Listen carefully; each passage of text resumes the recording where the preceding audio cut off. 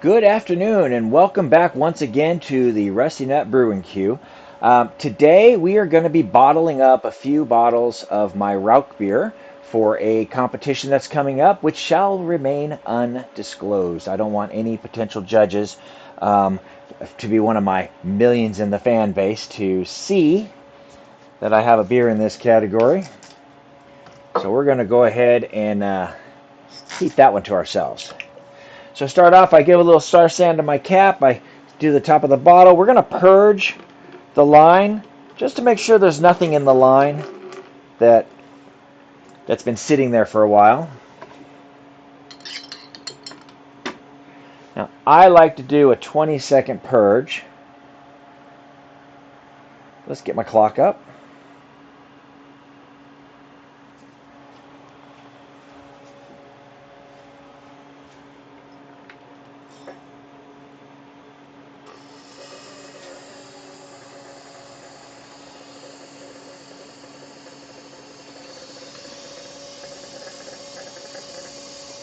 I have 10 psi on the keg, and I want to have 10 psi in the bottle. The more balanced I can get that, the better it's going to flow.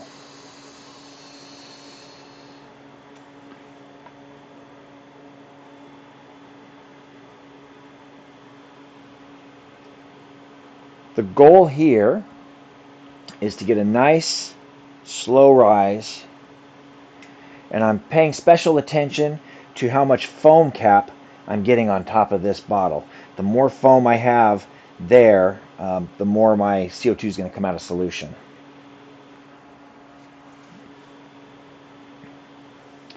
Getting a good fill.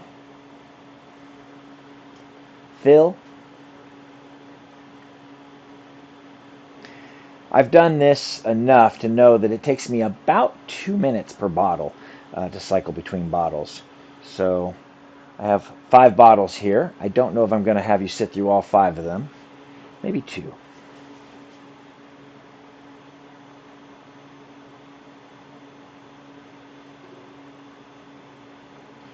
So a little backstory on this beer. I had an opportunity to go to Germany in February. That's how we get the cap on foam right there, by the way. That is my little technique to get cap on foam. I have a little metal plate here that I just tap the beer on. Kind of like when you're in college and someone would come up and tap their beer bottle on top of your beer bottle, and it would make it just foam, and everything comes out of solution. And if you've never done that, new party game.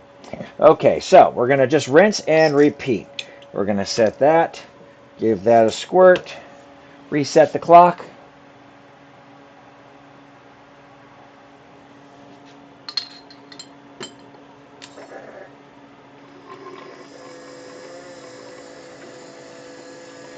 So you might think 20 seconds is a long time.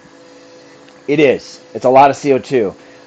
But when you consider how much effort goes into creating these recipes and bottling them and entering them in competitions, paying the entry fees, and then getting them in boxes and shipping them off and getting them there safely halfway across the country, the last thing I want is for 10 seconds here to destroy everything else I've done. So that's coming a little fast. I'm going to tighten that up a little and slow it down. Once it starts to come out of solution, it'll keep coming out of solution, and then you almost have to start over. Because the foam, if it aggressively foams here, it's going to create nucleation points that are just going to drive it crazy. So anyway, we were in Germany, and we had a chance to spend a few days in Bamberg and get our hands on some Special and some Schlenkula, and it was absolutely fantastic. So buddy of mine, Nick, he brought one of his bottles of smoked beer, Rauchbier, to Germany. We tasted it side by side, and his was so close. I'm like, I need that recipe. So this is a take on his recipe. I've bumped it up. His is really like a Special, if you've ever had that. And this one, I've added a little more color, a little more body, a little more malt character. It's not quite as bold as a Schlenkula,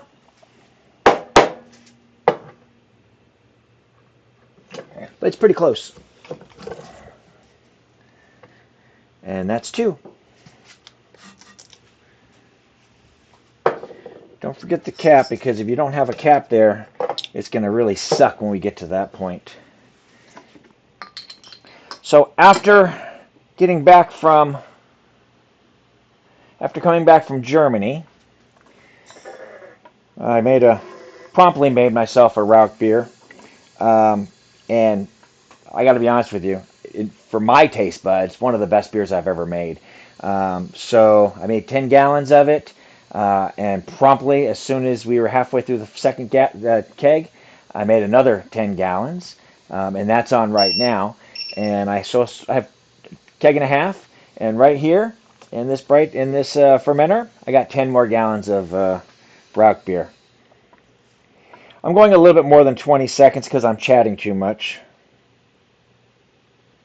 But I'd rather go long than go short, if truth be told.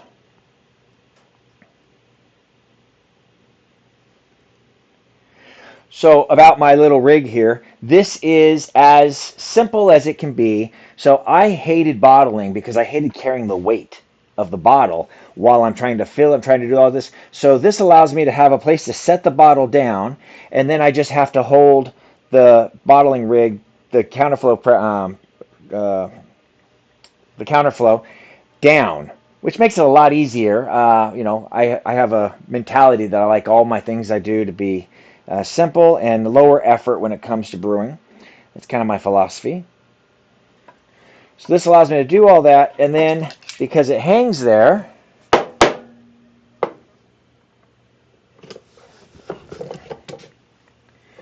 I don't have to worry about setting it down and getting it set into something.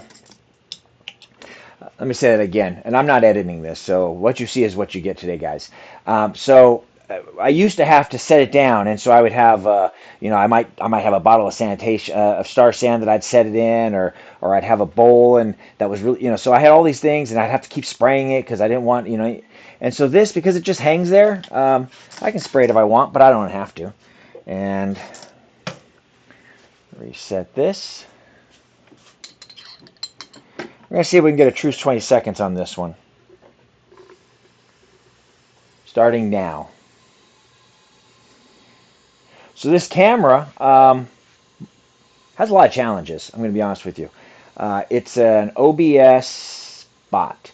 But for this particular purpose, I have it tracking my left hand. So every once in a while, you might see if my left hand drops down out of sight, the camera will follow that hand. But for what we're doing right now, it's doing a pretty good job keeping up with my my process.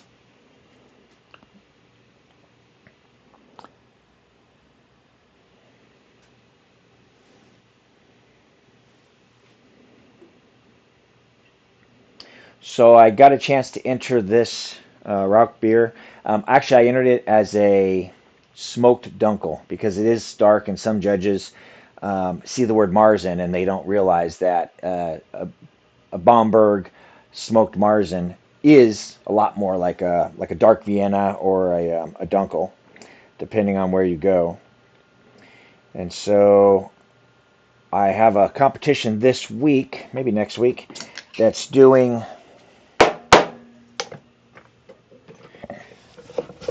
my smoked beer as a Rauchbier.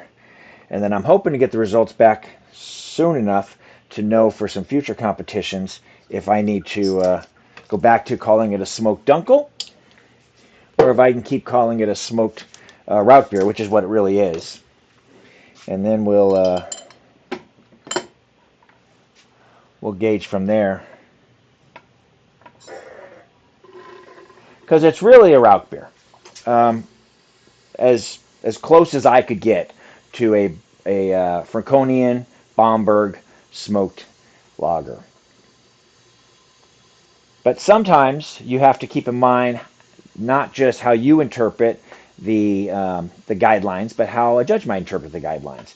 So they might say that this does better as a smoked dark Vienna or a smoked dunkel than, say, a smoked Rauchbier, which is a 6C, I think.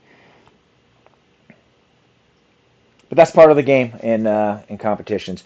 So a good time to talk about this. So one of my beliefs, I talk to a lot of people about this, is I don't think we're actually entering brewing competitions. I mean, yes, we're brewing beer, but I think we're really entering bottling competitions. And if you have 12 beers that get entered into a category, 6 of them are probably going to have some type of packaging or traveling flaw that are going to be picked up. So that's now you have 1 in 6 chance of getting a medal. Actually, 1 in 3 chance. You got 50% chance if there's 6 people because there's 3 places, right? And then if you have a beer that's well balanced and mostly to style, now you and 3 other guys probably are competing for that medal. And if you enter 6 competitions and you get 3 medals, then you're doing pretty good. And it's probably a testament more to your bottling process than it is to your brewing process. And that's a sad fact, but it's true. I mean, obviously, we have to make good beer to do well in competitions. But that said, uh, if you can't bottle it, then you have absolutely no chance. So go out, compete. Good luck to you, and I'll see you soon.